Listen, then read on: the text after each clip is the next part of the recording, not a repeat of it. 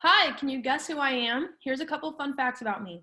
I don't like chocolate, specifically dairy chocolate. Pigs are my favorite animals. I can't whistle. I came into my freshman year for college being a Spanish education major, and my last fun fact is my favorite food is hibachi food. Thank you for joining us today. We're here with Maegan Stone of the Greenville University softball team. Maegan, how are you doing? I'm good. So my first question for you, I've got to ask you, not a fan of chocolate? Can you explain this? I'm not a fan. Well, actually, candy chocolate, I do like Reese's, but that is it. It's got to have that peanut butter, huh? Yes, that's it though. Or else like chocolate ice cream, I can't do it. No. No? So Chocolate so what milk, I can't do it. what do you get at grocery stores for a treat or for Easter? What'd you do? I'm a big fan of like Skittles or Sour Patch Kids or like So fruity. all that fruity, sugary stuff. Okay. Yes. All right, that's right. Not So healthy. that's what she eats in the dugout is all those fruity ones. So okay. Well, Maegan, you mentioned also that you came into college as a Spanish education major, Yeah. but now you're a special education major. So Yeah. definitely education, you have a love for that. But can you tell us about coming into college, wanting to be a Spanish education major, and transitioning now into special education? Yeah. Well, ever since I was like a kid, I definitely knew I wanted to be a teacher. Like I would be the teacher, my sister would play the student type thing. And I would create all these worksheets. Oh, I was set on being a teacher. But I got here in high school. I absolutely loved Spanish. My Spanish 4 teacher, I loved her. And so I was like, yeah, I can totally do this. So I got in my freshman year. Wasn't the same. It wasn't for me. But then I then changed it to an English ed major. But then that was at the end of my freshman year. And then for one of my classes I was taking at the moment, I had to do a like Special Olympics type thing for George Barber actually like hosted it. And so that's kind of where I fell in love. Ever since then, I've been special ed. So Very yeah. cool. So the common thread, obviously, is teaching. Mhm. I know this past fall you did some student teaching. How did that go? Were you doing virtual student teaching, or how did that go during the pandemic?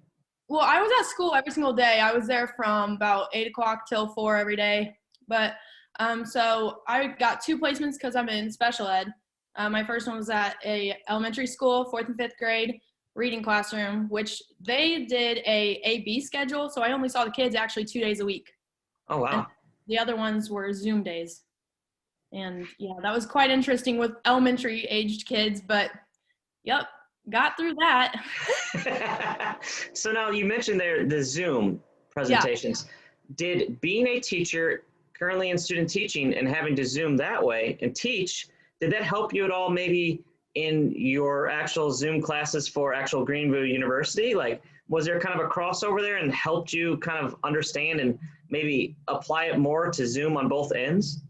I mean, I think it's harder for me personally to focus on Zoom when I'm trying to learn something, which I can then take it as like a student and I'm like, okay, I know that this is probably not what they want to be doing right now. So I had to like create lessons that were more like game like so that they would actually be interested in what I was saying to them. But yeah, Zooms, I'm not a big fan of virtual learning, that's for sure. It's definitely an adjustment, that's for sure. Well, thank you for taking your time out to Zoom with us today. Yeah. But, you mentioned game real quick there. Can you talk about the game of softball? I know you mentioned that you wanted to continue playing softball to challenge yourself at that higher level, at the collegiate level. Yeah. What is it about softball that you love so much? Well, I'm a pitcher, and so that I just love going against all different opponents and just how they each hitter's different. And as a pitcher, you try to figure out what they don't like so that like that's a pitch I'm going to pitch to them, obviously. But yeah, it's different each game, obviously going in, and plus my teammates, they're awesome. That's also why I continue playing softball, obviously. And yeah, I've loved every minute of it. So Now you mentioned about trying to figure out hitters and what they don't like. yeah. When is it? I know sometimes pitchers will be like, okay, big moment. I'm going with my best pitch, even if that hitter, even if you know that hitter, you know, is good at a rise ball, if they're good up in the level, but when do you decide to throw them something that they don't want, or just go with your gut and be like, hey, here's my best pitch. Can you hit it? That depends on, I guess, how I'm feeling that game. Like, it's a lot of feeling when I'm pitching. Obviously, if one pitch isn't working, then I'm not going to throw that. But my best pitch, well, I'm not going to say my best pitch. Yeah, I was going to say, don't give any tips out. But, yeah, it's definitely what I'm feeling during that game. And, yeah, depending on the hitter, obviously, I'll go, if they are an inside hitter, I'll definitely go outside. And, yeah. I about said it. You almost fooled. No. Your coach would not have been happy about that. But yeah. Can you talk about how it's been training as a softball team during the pandemic? Obviously, last spring got cut short. Now we're in the off season and looking forward to a new season. Can you just talk about that whole having your season cut short, and then what it's been like training during the pandemic? Are you talking about from like last March? Mm-hmm. Yes. That was hard. We were actually in we're Myrtle Beach, mm-hmm. and yep.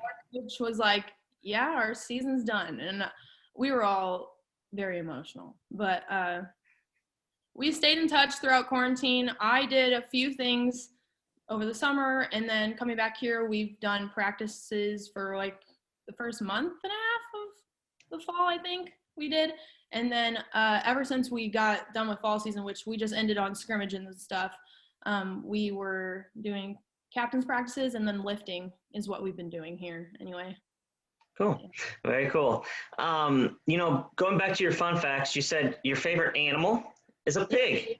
It is. How did you become such a fan of pigs? I don't even know. Like, I've always loved, you can ask my parents, I've always loved pigs. Piglets, specifically. Okay, like, so we're talking what are they called? The teapot? Or, yeah. I've asked my mom multiple times if we could get a teacup pig. And then she's always like, they're not real. They will grow into big pigs. And I'm like, I think you're lying, but, you know. Yeah. So Megan's looking for a pig. Okay. Yeah.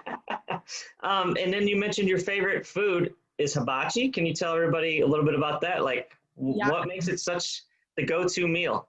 Well, actually, I'm a picky eater. And so when I like something, it's like special. But hibachi food, I don't know. I always get chicken teriyaki. It's my go-to. That's your go-to, huh? Yeah. Okay. You know what you like, and that, okay. All right. Yeah. Just like when you're in the circle, you know what your best pitch is. You sit down at the dinner table, and you know what your favorite food is. Okay. Yeah. Couple more questions for you. Back to the softball field, what has been the most memorable moment for you on the softball field? Throughout all my 4 years? Throughout all your 4 years. That's funny. I'm thinking about all these funny things that happened. But probably freshman year we went to the NCAA tournament. But it wasn't even being at the tournament. It was the moment of winning the SLIAC tournament. Yeah. Sure, yeah, winning the tournament to get that bid, yeah.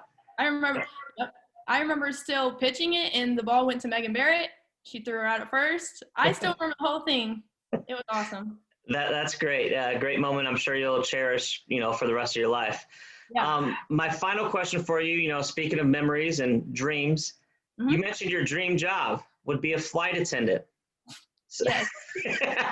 You just want to see the world, or what? I think, yes. I've never been out of the country. Okay. And so I want to.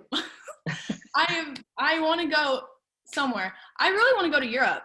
Like, anywhere in Europe, I would be down to go to. So anywhere, no country in particular, just anywhere in Europe? I definitely want to go to the Eiffel Tower once. Okay. That is one thing I want to do. Well, flight attendant would definitely do that. Or if you stick with the teaching stuff, got your summers off, so I'm sure you can find some time to head over there. Pick it up. Yeah. Well, Megan, it's been a joy talking to you today, and we wish you the best of luck in the future. Yes, thank you.